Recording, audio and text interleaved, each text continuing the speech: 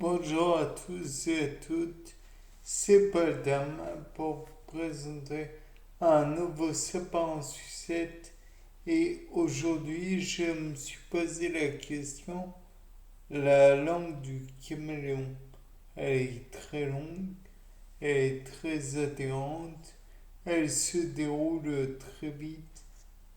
Pourquoi? Qu'est-ce qui fait tout cela? Donc, je me suis dit tout d'abord un petit fait simple.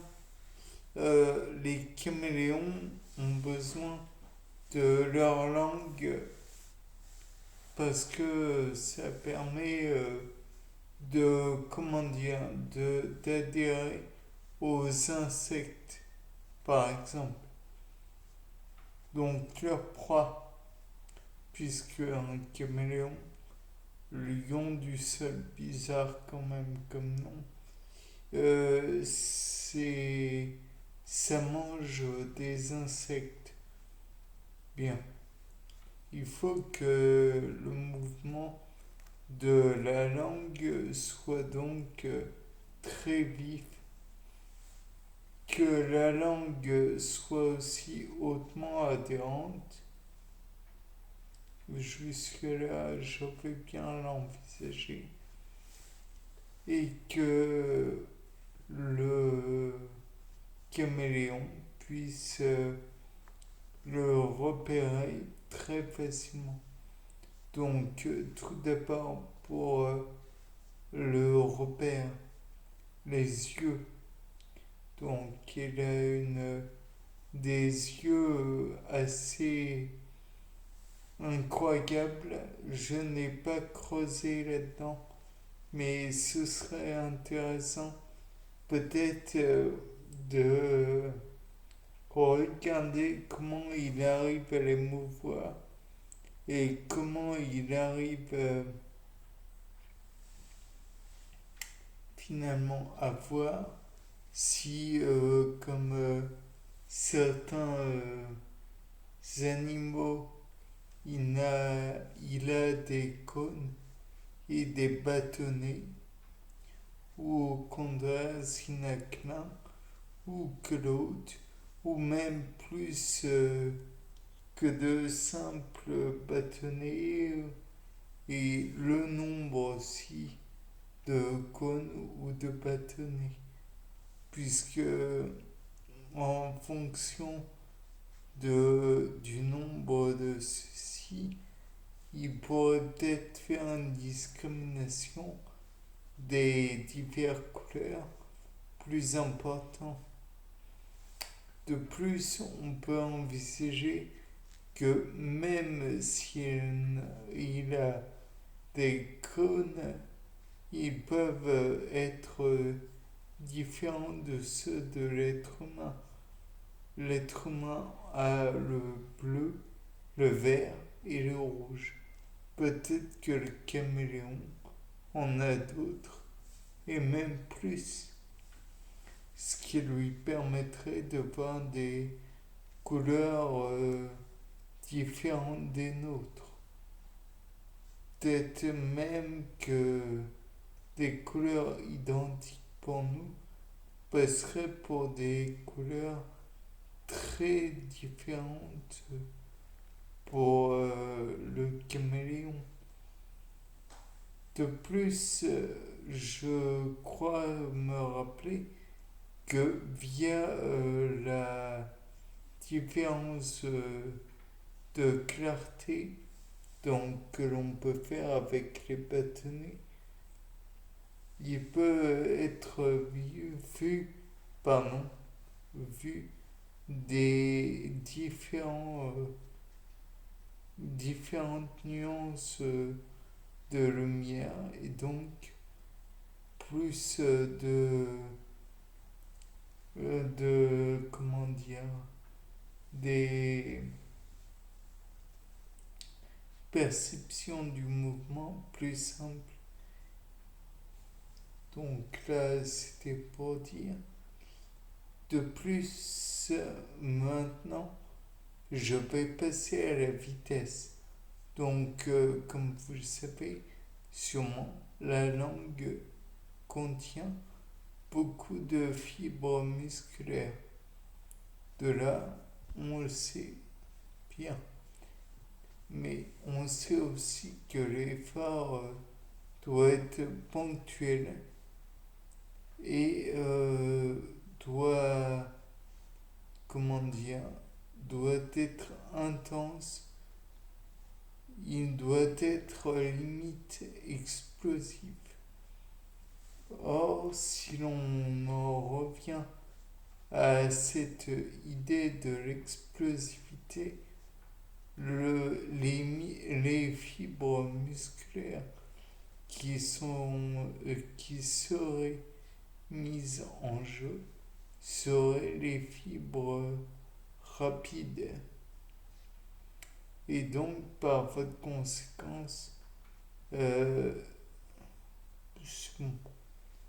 il y a juste les fibres rapides qui, en fait, sont,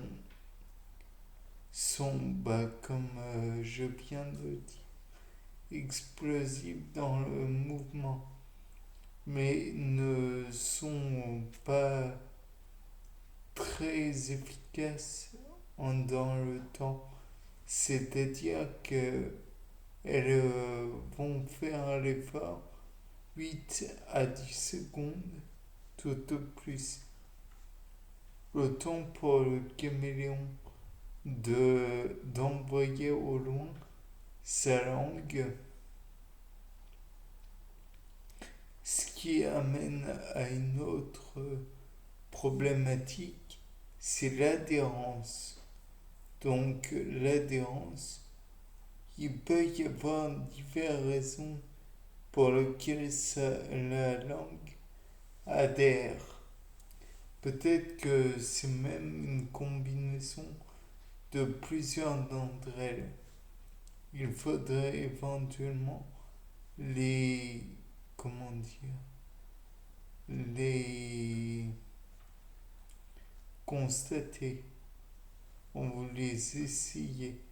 Donc, tout d'abord, il y a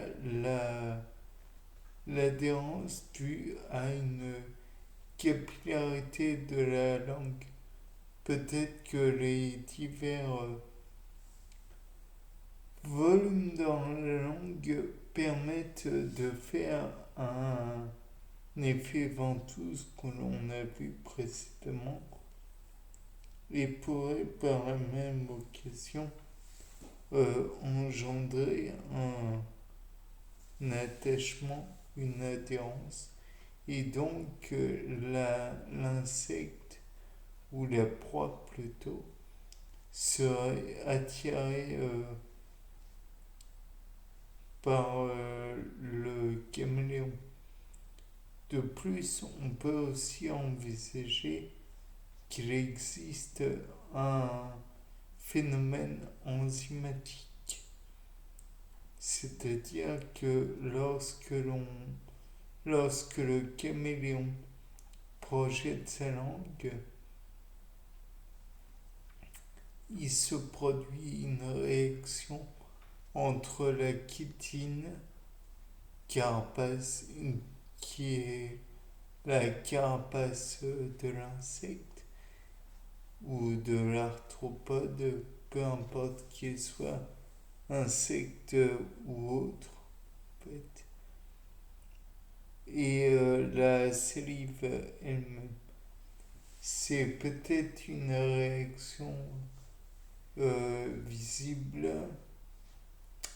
Peut-être que cela, comment dire, cela casse des liaisons au sein de la chitine et il y a donc libération d'un acide aminé tel que le glutamate.